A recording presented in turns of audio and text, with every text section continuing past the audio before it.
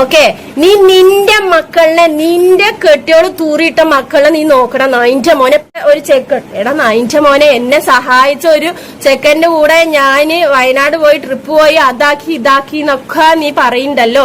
പിന്നെ ആർക്കൊക്കെയോ ഞാൻ എന്റെ അവിഹിതം എന്താണ് എന്റെ ഫോട്ടോ അയച്ചു കൊടുത്തിട്ടുണ്ടെങ്കിൽ നിനക്ക് ഇങ്ങോട്ട് നോക്കണം. നായിന്റെ മോനെ, നിനക്ക് എന്താണ് നഷ്ടം? നായേ, നിനക്ക് എന്താണ് നഷ്ടം? ഹായ് എവരിവൺ, അപ്പൊ എന്റെ പുതിയൊരു വീഡിയോയിലേക്ക് സ്വാഗതം. അപ്പൊ നീണ്ട ഒരു ഇടവേളയ്ക്ക് ശേഷം നമ്മുടെ ഷാജി രംഗത്ത് വന്നിരിക്കുകയാണ്.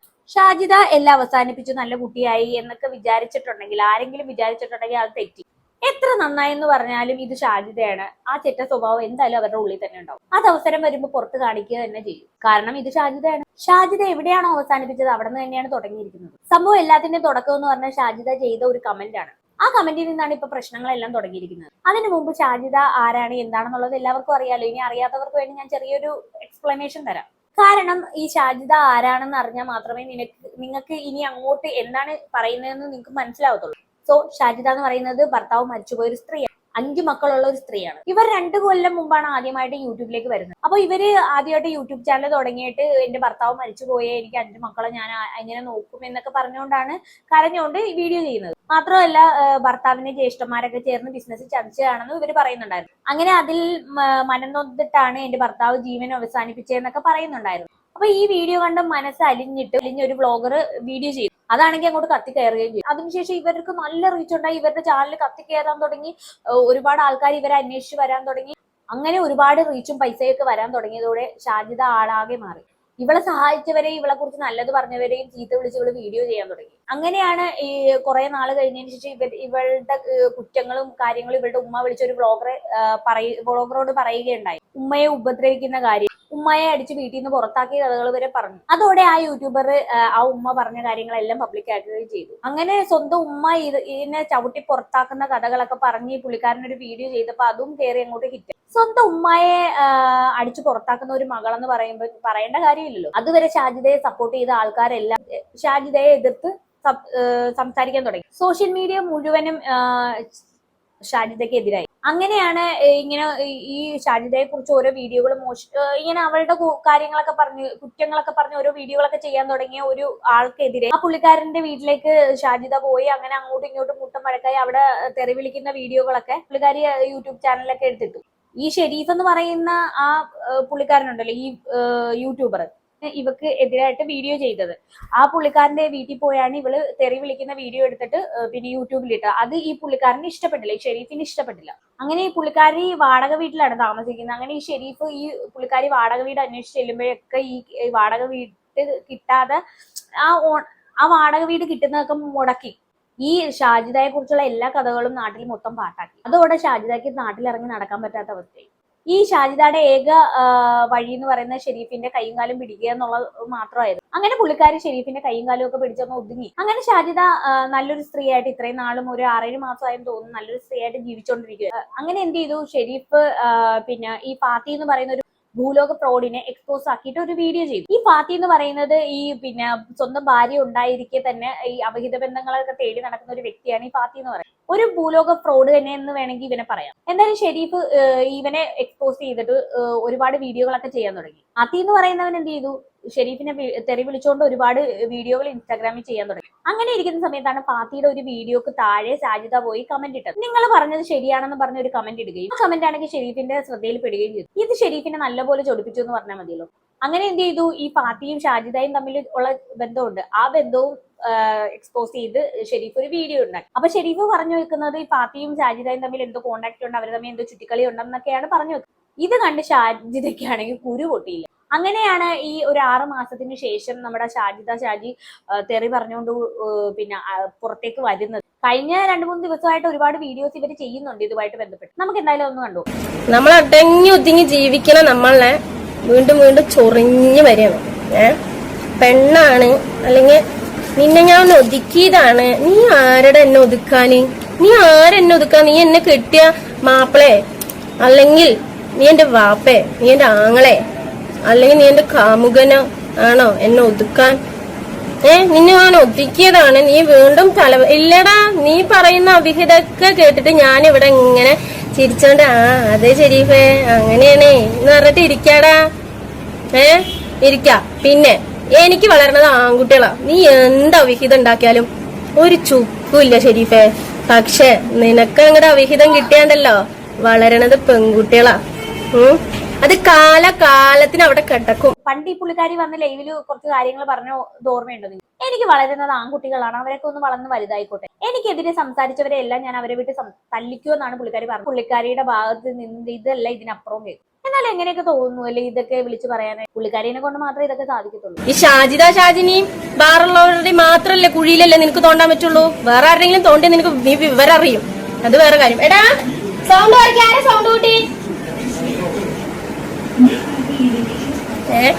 അപ്പൊ അവരുടെയൊക്കെ തോണ്ടിയാ നീ ആണുങ്ങളുടെ കയ്യിന്റെ ചൂടറിയും. ഞാൻ അന്ന് ലൈവില് അവിടെ വന്നത് നിന്റെ കരണം ഞാൻ പുകയ്ക്കണം വിചാരിച്ച. കാരണം എന്താണെന്നറിയോ? നിന്റെ കരണം എനിക്ക് പുകയ്ക്കാനും അറിയും. എന്തായാലും കരണം പുകയ്ക്കാൻ പോയതൊക്കെ ഞങ്ങൾ കണ്ടു.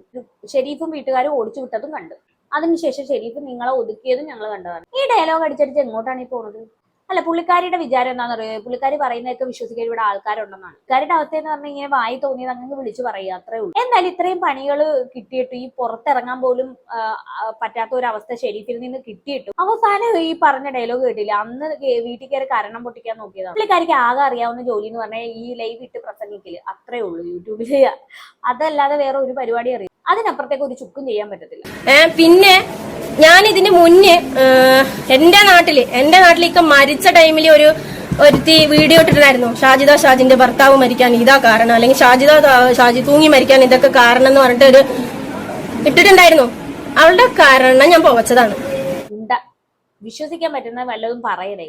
പുള്ളിക്കാരിക്കെതിരെ വീഡിയോ ഇട്ടവരുടെ കാരണം പുകച്ചുന്നു. ഇതൊക്കെ വിശ്വസിക്കാൻ ഇവിടെ ആൾക്കാരുണ്ടെന്ന് ആലോചിക്കുമ്പോഴാണ്. എന്റെ കെട്ടിയോ മരിച്ചതിന്റെ കാര്യം പറഞ്ഞിട്ടാണല്ലോ അയ്യോ ആ പാവത്തിനെ കൊന്നു, അവള് അങ്ങനെ കൊല വിളിച്ചു ആണോ? 15 കൊല്ലം ഇതിനെക്കാട്ടി കഷ്ടത്തിൽ കഴിഞ്ഞപ്പോ എനിക്ക് അയാളെ കൊല്ലേണ്ട ആവശ്യം വന്നിട്ടില്ല. പിന്നെ അല്ലേ ഈ സമയത്ത് ഞാൻ അയാളെ എടാ, എന്റെ ഇക്ക മരിച്ചത് ഇക്കാന്റെ പൊട്ട ബുദ്ധിക്ക് ചെയ്ത ആ ഒരു സംഭവമാണ്. എന്ത് സംഭവം? എന്താണ് പുള്ളിക്കാരിയുടെ ഇക്ക എങ്ങനെയാ മരിച്ചതെന്ന് ഇവിടെ അങ്ങാടിപ്പാട്ട്. എന്തായാലും അതിനെക്കുറിച്ച് അങ്ങ് വല്ലാണ്ട് പ്രസംഗിക്കാൻ പോകും. ഷാജിദയുടെ ഇക്ക എങ്ങനെ മരിച്ചു, എന്തുകൊണ്ട് മരിച്ചു എന്നുള്ളത് എല്ലാവർക്കും അറിയാം. പിന്നെ കബീർക്ക മരിച്ചതിന് ശേഷം ഉള്ള ലൈഫ് എന്റെ മാത്രം ചോയ്സാണ്. എനിക്ക് എങ്ങനെ ജീവിക്കണം, ഞാൻ എങ്ങനെ ഈ സമൂഹത്തിൽ നടക്കണം. ഭർത്താവ് മരിച്ചു എന്ന് പറഞ്ഞിട്ട് മുക്കിലിരുന്ന് കരയണ കാലം പണ്ട്. അതിനാരും മുക്കിലിരുന്ന് കരയണമെന്ന് പറഞ്ഞിട്ടില്ലല്ലോ. ഷാജിദയുടെ ആരും അങ്ങനെ പറയത്തുമില്ല. ഇത്തയുടെ ഇഷ്ടത്തിനനുസരിച്ച് ജീവിക്കും. ആരും അതിനെക്കുറിച്ച് ഒന്നും പറയത്തില്ല. പബ്ലിക്കായിട്ട് കാണിച്ചു കൂട്ടുമ്പോൾ കുറച്ചുകൂടെ മാന്യതയായിട്ട് കാണിച്ചു കൂട്ടണമെന്നേ ഉള്ളൂ. അപ്പൊ ഞാൻ വിഷയത്തിലേക്ക് വന്നത് എന്താന്ന് വെച്ചാൽ ഉമ്മാന്റെ കാര്യം. അപ്പൊ ആ ഉമ്മ എന്റെ ഇക്ക മരിക്കണ വരയ്ക്ക് എന്റെ ഉമ്മാന്റെ അടുത്ത് മുണ്ടിയിട്ടില്ല. എന്റെ ഉമ്മ എന്റെ ഇക്കാനോട് മുണ്ടിയിട്ടില്ല. എന്റെ വീട്ടിലേക്കേ വരലില്ല. എപ്പോഴെങ്കിലും വരുന്ന ഒരാളാണ് എന്തെങ്കിലുമൊക്കെ ഉണ്ടെങ്കിൽ. കാരണം എന്റെ ഉമ്മാന്റെ ക്യാരക്ടർ അടിപൊളിയായിട്ട് അറിഞ്ഞ ഒരേ ഒരു മനുഷ്യന്റെ ഒക്കെയാണ്. എന്നോട് എല്ലാവരും ഉമ്മാമാരാണ് പറഞ്ഞു കൊടുക്കുക എന്ത് കല്യാണം കഴിഞ്ഞാൽ എങ്ങനെ ജീവിക്കണം. അങ്ങനെ എന്റെ ഇക്കയാണ് എനിക്ക് പറഞ്ഞു തന്നത്. നിന്റെ ഉമ്മ കോള് വിളിച്ച് എന്താ പറയാ, എന്തെങ്കിലും പ്രശ്നം അത് പറഞ്ഞ ഉമ്മ എന്താ പറയാ പെട്ടെന്ന് പറയാ. എല്ലാ ഉമ്മമാരും അങ്ങനെ ആയിരിക്കും. പക്ഷെ ചില ഉമ്മമാരെന്താ പറയാ, അതൊന്നും സാരല്ല, ഭർത്താവ് അങ്ങനെ ഇങ്ങനെ എന്നൊക്കെ പറയും. എന്റെ ഉമ്മ പറയും ഉമ്മക്ക് അതിന്റെ വില അറിയാത്തതുകൊണ്ട്. കാരണം എന്താണ്, ഭർത്താവിന്റെ കൂടെ ജീവിക്കാത്തതുകൊണ്ട് തന്നെ ഉമ്മക്ക് അതിന്റെ വില അറിയില്ല. ഉമ്മാന്റെ ഹസ്ബൻഡ് അങ്ങനെ ആയതുകൊണ്ട്, എന്റെ അത്ത അങ്ങനെ ആയതുകൊണ്ട് തന്നെ ഉമ്മക്ക് എല്ലാ ആണുങ്ങളോടും വെറുപ്പായിരുന്നു. എല്ലാ ആണുങ്ങളോടും, സ്വന്തം ആങ്ങളാരോട് മാത്രമുള്ള ആ വെറുപ്പില്ലാത്തത്. അതും 1-2 അടുത്ത് മാത്രം. വിരലിൽ 8-9 ഉണ്ട്, പക്ഷെ 2 അടുത്ത് മാത്രമാണ് ആ സ്നേഹവും കാര്യങ്ങളൊക്കെ ഉള്ളൂ. അപ്പൊ പറഞ്ഞു വന്നത് എന്താന്ന് വെച്ചാല് എന്റെ ഉമ്മ അതിന്റെ മുന്നേ എന്റെ ഇക്ക മരിക്കണ വരയ്ക്കും എന്റെ ലാസ്റ്റ് മരിക്കണന്റെ ആ സമയത്ത് മറ്റാണ് എന്റെ ഇക്ക വിളിച്ചിരിക്കുന്നത്. ഉമ്മാന്റെ കുറ്റം പറയാൻ അങ്ങനെ കുറ്റപ്പെടുത്തുക എന്നുള്ളത് ഷാജിദയുടെ രക്തത്തിൽ അലിഞ്ഞു പോയ ഒന്നാണ്. അതെന്തായാലും ഷാജിദക്ക് മരിക്കുന്നവരെ മാറ്റാൻ കഴിയും. ഉമ്മയുടെ പൊരുത്തം വാങ്ങിച്ച് പുറത്തു കൊടുത്തു ഉമ്മ എന്നൊക്കെ പറയുമ്പോഴും കുറച്ചു നാൾ കഴിയുമ്പോൾ വീണ്ടും കുറ്റവും പറഞ്ഞു വരും. ഉമ്മാനെ തെറി വിളിക്കാൻ കാരണം ഉമ്മാന്റെ കയ്യിലിരിപ്പ് അത്രയ്ക്ക് നന്നായതുകൊണ്ടാ. നിങ്ങൾ വിചാരിക്കുന്ന പോലത്തെ ഉമ്മമാരല്ല. പേരക്കുട്ടികൾക്ക് തുണി പൊക്കി കൊടുക്കണ ഉമ്മമാരനെ കണ്ടിട്ടുണ്ടോ നിങ്ങള്? എന്റെ വീട്ടിലുള്ള ആൾ അങ്ങനെയായിരുന്നു. ഞാൻ എത്ര പെർഫെക്റ്റ് ആയിട്ട് നോക്കിയാലും, എന്തൊക്കെ മേടിച്ചു കൊടുത്താലും, എങ്ങനെയൊക്കെ ചെയ്തു കൊടുത്താലും 3 പെൺകുട്ടികളിൽ 1 പെൺകുട്ടിക്ക് മാത്രം പരിഗണന കൊടുക്കണ 2 പേരക്കുട്ടികൾക്ക് മാത്രം, 8-9 പേരക്കുട്ടികൾ ഉണ്ടെങ്കിലും 2 പേരക്കുട്ടികൾക്ക് മാത്രം പരിഗണന കൊടുക്കണ ഏത് വീട്ടിൽ എങ്ങനത്തെ ഉമ്മമാരാന്ന് എനിക്കറിയില്ല. എന്റെ വീട്ടിൽ അങ്ങനെയാണ്. ആണെങ്കിൽ നന്നായി. എന്താണ് നിങ്ങൾക്ക് മടുക്കുന്നില്ലേ? എത്ര കാലമായി സ്വന്തം ഉമ്മാനെ കുറിച്ച് കുറ്റം പറഞ്ഞ് ജീവിക്കുന്നു? യൂട്യൂബിൽ വന്ന കാലം തൊട്ട് ഈ ഉമ്മാനെ കുറ്റം പറഞ്ഞ വീഡിയോയിലാണ്. ഉമ്മാനെ കുറ്റം പറഞ്ഞിട്ടാണ് ഈ യൂട്യൂബിൽ പിടിച്ചു നിൽക്കുന്നത്. തന്നെ കഷ്ടമുണ്ട് കേട്ടോ. പിന്നെ എല്ലാവരും തെറ്റിദ്ധരിക്കണം. എല്ലാ ഉമ്മമാരും ഒരിക്കലും ഒന്നല്ല. ഒരുപാട് ഉമ്മമാര് എന്നെ സ്നേഹിക്കണം ഉമ്മമാര്, ഈ വീഡിയോ കാണുന്ന ഉമ്മമാര് ഒരുപാട് എണ്ണം ഉണ്ട്. എനിക്ക് ഇപ്പോഴും വിളിച്ചോണ്ട് ഷാജി മോൾക്ക് കുട്ടികൾക്ക് സുഖമല്ലേ, നിനക്ക് വേണ്ടി ഞങ്ങൾ എന്നും ദുആ ചെയ്യും, നിന്റെ ഉമ്മ ചെയ്തത് ശരിയല്ല അന്ന്. അല്ല, ആരാണ് ഈ പുള്ളിക്കാരിക്ക് വേണ്ടി ദുആ ചെയ്ത ഉമ്മമാര്? അവരൊന്നും നേരിട്ട് കാണുമല്ലോ. അല്ല, നിങ്ങളൊന്ന് ആലോചിച്ച് നോക്കി, ഇത്രയും തോന്നിയാസങ്ങളൊക്കെ പബ്ലിക്കിൽ വന്ന് കാണിച്ചു കൂട്ടിയിട്ടു ഈ പുള്ളിക്കാരി സപ്പോർട്ട് ചെയ്യുമെന്ന് പറഞ്ഞാൽ ഒന്ന് ആലോചിച്ച് നോക്കി. അല്ല, ഈ ഇത്തായെ സപ്പോർട്ട് ചെയ്യുന്ന ആൾക്കാരുടെ മൈൻഡ് സെറ്റ് ആണ് ഞാൻ ആലോചിക്കുന്നത്. അത്രയും അതമ്പതിച്ച ആൾക്കാരൊക്കെ ഉണ്ടോ നമ്മുടെ നാട്ടിൽ? എന്നിട്ട് കാര്യമില്ല, ബഹുജനം പലവിധം എന്നാണല്ലോ. അതങ്ങനെ കുറച്ച് ടീംസ്. പിന്നെ എന്റെ ഉമ്മ കഷ്ടപ്പെട്ടോന്നല്ല കഷ്ടപ്പാട്, ഞാനിപ്പൊ പെടുന്നില്ലേ എന്തൊക്കെ കേട്ടിട്ട് ഞാൻ ഇപ്പോഴും ജീവിച്ചിരിപ്പ്, മക്കളിനെ നോക്കിയിട്ട് ജീവിച്ചിരിക്കണ ഞാനാണ് ഇപ്പോഴത്തെ കഷ്ടപ്പാട്. കാരണം വാപ്പയില്ല, ഉമ്മ ഇല്ല, ആങ്ങളാരില്ല, കെട്ടിന്റെ ആൾക്കാരില്ല, ഉമ്മാന്റെ ആൾക്കാരില്ല, സ്വത്തില്ല. എനിക്കിപ്പോ എന്റെ തറവാട്ടിൽ തന്നെ ഉണ്ട് 10-20 സെന്റ് സ്ഥലം വെറുതെ കിടക്കുന്നുണ്ട്. എന്റെ വാപ്പാപ്പാന്റെ മുതൽ വെറുതെ കിടക്കുന്നുണ്ട്. എനിക്കതൊന്നൊരു 5 സെന്റ് സ്ഥലം തന്നാൽ തന്നെ എനിക്ക് അവിടെ വീട് കയറ്റുള്ളവൻ, പക്ഷേ തരില്ല. കൈനിരിപ്പ് നന്നാവണം. പിന്നെ സ്വന്തം ഉമ്മാനെ വീട്ടിൽ നിന്ന് അടിച്ചിറക്കിയതാ, എന്നിട്ട് അവരാണ് ഉമ്മ വീട്ടുകാര് ഇത് സ്ഥലം തരാൻ. അത്രയും പുണ്യാളന്മാരാണല്ലോ അവര്. ഇതൊക്കെ ലൈവില് വിളിച്ച് പറയുന്ന ഇതൊക്കെ ഒരു ഉളുപ്പില്ലെന്നാണ് എനിക്ക് പറയാനുള്ളത്. എടാ, ഭർത്താക്കന്മാരില്ലാത്ത പെണ്ണുങ്ങള്, യൂട്യൂബിലില്ലാത്ത പെണ്ണുങ്ങൾ അവരുടെ അടുത്ത് ചോദിച്ചു നോക്കണം അവർ ഈ സമൂഹത്തിൽ അനുഭവിക്കണ എന്തൊക്കെയാണെന്ന്. ഭർത്താക്കന്മാരില്ലാത്തവരുടെ അവസ്ഥ എന്തൊക്കെയാണെന്ന് നീ അവരുടെ അടുത്ത് പോയി ചോദിച്ചു നോക്കണം. ഭർത്താക്കന്മാർ ഇല്ലാത്ത ഒരുപാട് പെണ്ണുങ്ങൾ നമ്മുടെ നാട്ടിലുണ്ട്. അവരാരും ഇത്തായി പോയ അഴിഞ്ഞാടി നടക്കുന്നില്ല, യൂട്യൂബിൽ വന്ന് തെറി വിളിച്ച് നടക്കുന്നില്ല, യൂട്യൂബിൽ വന്ന് സ്വന്തം ഉമ്മാനെ കുറ്റം പറഞ്ഞ് നടക്കുന്നില്ല. അവരൊക്കെ മാന്യമായിട്ടും അന്തസ്സായിട്ടുമാണ് ഇവിടെ ജീവിക്കുന്നത്. അതുകൊണ്ട് അവരെ ഈ ഗണത്തിൽ പെടുത്തല്ലേ. എന്തായാലും ഈ പുള്ളിക്കാരിയുടെ കഥാപ്രസംഗത്തിന് പിന്നാലെ പുള്ളിക്കാരൻ എന്ത് ചെയ്തെന്ന് അറിയോ ഷെരീഫ്? ഈ പുള്ളിക്കാരി കണ്ട ആണുങ്ങൾക്ക് തുണി അഴിച്ചു മാറ്റി കൊടുക്കുന്ന വീഡിയോസ് ഉണ്ട്, കുറെ വീഡിയോസ് ഉണ്ടെന്നും പറഞ്ഞ് പുള്ളിക്കാരൻ ഒരു വീഡിയോ ചെയ്തു. ഒരു 10-13 വീഡിയോ ഉണ്ട്. ഇതെല്ലാം എന്റെ കയ്യിൽ കിട്ടിയിട്ടുണ്ട്, നീ അടങ്ങിയിരുന്നില്ലെങ്കിൽ ഞാൻ ഇതെല്ലാം വെളിയിൽ ഇടുമെന്ന് പറഞ്ഞൊരു വീഡിയോ ചെയ്തു. ഷാജിദ ഓവർ ഡയലോഗ് അടിച്ചാൽ അവസാനം ഞാനത് പുറത്തു വിടുമെന്ന് പറഞ്ഞൊരു വീഡിയോ. ഇത് കണ്ട് വീണ്ടും ദേഷ്യം വന്നിട്ട് ഷാജിദ എന്ത് ചെയ്യുന്ന അറിയോ, അടുത്തൊരു വീഡിയോ ആയിട്ട് വന്നു. അതിൽ ഷാജിദാത്ത പറഞ്ഞ കാര്യങ്ങളൊന്നും കേൾക്കണം. ഓക്കെ, നീ നിന്റെ മക്കളെ, നിന്റെ കെട്ടിയോട് തൂറിയിട്ട മക്കളെ നീ നോക്കണം നായിന്റെ മോനെ. പിന്നെ കല്യാണം കഴിഞ്ഞ് മരിപ്പൊക്കെ കഴിഞ്ഞ് ഇതാക്കിയതിന് ശേഷം ഞാന് കാസർഗോഡത്തെ ഒരു ചെക്കൻ, എടാ നായിന്റെ മോനെ, എന്നെ സഹായിച്ച ഒരു ചെക്കന്റെ കൂടെ ഞാന് വയനാട് പോയി ട്രിപ്പ് പോയി അതാക്കി ഇതാക്കി എന്നൊക്കെ നീ പറയുന്നുണ്ടല്ലോ. പിന്നെ ആർക്കൊക്കെയോ ഞാൻ എന്റെ അവിഹിതം എന്റെ ഫോട്ടോ അയച്ചു കൊടുത്തിട്ടുണ്ടെങ്കിൽ നിനക്ക് ഇങ്ങോട്ട് നോക്കണം നായിന്റെ മോനെ, നിനക്ക് എന്താണ് നഷ്ടം നായേ? നിനക്ക് എന്താണ് നഷ്ടം?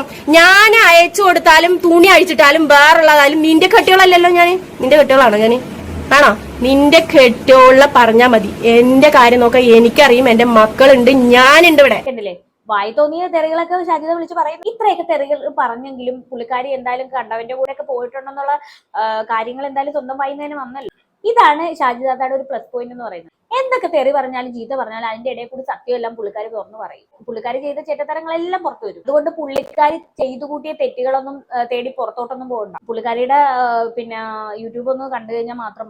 ഇതുപോലെ ഇത് മാത്രമല്ല കേട്ടോ, ഒരുപാട് വീഡിയോയിൽ പല ഇതിലും പുള്ളിക്കാരി ചെയ്തു പോയ തെറ്റുകളൊക്കെ തന്നെ ഇങ്ങനെ പറഞ്ഞു പോകുന്നുണ്ട്. ഒരുപാടുണ്ട് അങ്ങനെ. എനിക്ക് പറ്റും പോലെ എന്റെ മക്കളെ നോക്കി വളർത്തും. അവര് പിന്നെ ബാക്കിയുള്ളവർ തന്നെ പറയുന്നത് ആൺകുട്ടികളാണ് പറഞ്ഞിട്ട് ഞാൻ ഒരു അഹങ്കാരം കാണിക്കുന്നില്ല. ആൺകുട്ടികളിലൊക്കെ നമുക്ക് നന്നായിട്ട് അറിയാം. എനിക്ക് ആൺകുട്ടികളാണെന്ന് വിചാരിച്ച എനിക്കൊരു അഹങ്കാരം ഇല്ല. അതുള്ള അഹങ്കാരം അത് മാത്രമാണ്. അവരിനെ വളർത്തേണ്ട ഒരു കടമ എനിക്കുണ്ട്. ആ കടമ ഞാൻ തീർക്കുന്നവരെ ആ മക്കളെ ഞാൻ നോക്കും, വളർത്തും. പിന്നീട് അവര് ഉമ്മാനെ നോക്കേണ്ട കടമ അവർക്കാണ്. അവർ വേണമെങ്കിൽ നോക്കുക, അല്ലെങ്കിൽ വേണ്ടെങ്കിൽ വേണ്ട. അത് പറഞ്ഞിട്ട് ഇവിടെ എത്ര വൃദ്ധസദനം ഒറ്റയ്ക്ക് ജീവിക്കണ ആ ഉമ്മാന്റെ അതേ മോളന്നെ ഇത്. അതുകൊണ്ട് കുറച്ച് തന്റെ ഇടം കുറച്ച് കൂടുതലാണ്. ഓക്കെ, തന്റെ ഇടത്തോടു കൂടി ജീവിക്കുന്ന ഷെരീഫ മാള് എന്ന് പറയുന്ന ആ ഉമ്മാന്റെ ബ്ലഡാണ് ഇവിടെ ഓടുന്നത്. ആ എന്റെ ഉപ്പാന്റെ ബ്ലഡ് അവിടെ ഓടുന്നത് കാരണം ഒറ്റ തന്തയ്ക്ക് ഉണ്ടായതാണ്. അപ്പൊ നിന്റെ ഈ മെരട്ടില് നിന്റെ ഞാൻ തുണി അയച്ചിട്ടുള്ള ഫോട്ടോ, നിന്റെ തുണി അയച്ചിട്ടുള്ള വീഡിയോ, നീ എന്ത് പുല്ല് കൊടുന്നാലും, നീ എന്ത് ഇതാക്കിയാലും ദേശാക്കിയാലും നോ പ്രോബ്ലം മോനെ. ഓക്കെ ഷെരീഫെ, നീ അത് കാണിച്ചിട്ട് എന്നെ വരക്കണ്ട. നീ അത് കാണിച്ചിട്ട് എന്നെ വെറുപ്പിക്കണ്ട. നീ മുൻകൂർ ജാമ്യമൊക്കെ എടുത്തു വെച്ചിട്ടുണ്ട്. എന്ത് വേണേലും പുറത്തു വിട്ടോ ഷെരീഫെ, എന്റെ രോമത്തിൽ പോലും തൊടാൻ പോകില്ലെന്നൊക്കെ പറഞ്ഞ് പുള്ളിക്കാരി വെല്ലുവിളിക്കുന്നുണ്ട്. അപ്പൊ എനിക്ക് ഇത്രയൊക്കെ ഷാജിദാത്തയുടെ കാര്യത്തിൽ പറയാനുള്ളൂ. ഇത് കണ്ടിട്ട് നിങ്ങൾക്ക് എന്താണ് തോന്നിയെന്ന് വെച്ചാൽ താഴെ കമന്റ് ബോക്സിൽ കമന്റ് ചെയ്യുക. അടുത്തൊരു വീഡിയോയിൽ കാണാം. അതുവരെ ബൈ ബൈ.